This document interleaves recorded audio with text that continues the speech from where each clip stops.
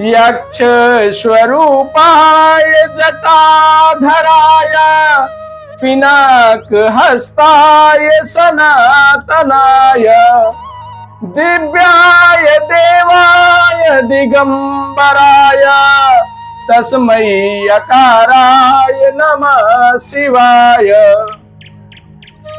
अर्थात मैं उस शिव की आराधना करता हूं, उस शिव की पूजा करता हूं, उस शिव को नमन करता हूं जो यक्ष रूप धारण किए हैं, जो जटाधारी हैं, जिनके हाथ में पिनाक त्रिशूल है और जो दिव्य सनातन पुरुष हैं।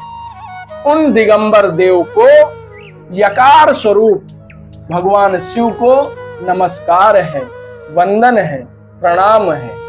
हर हर महादेव। ओम नमः शिवाय।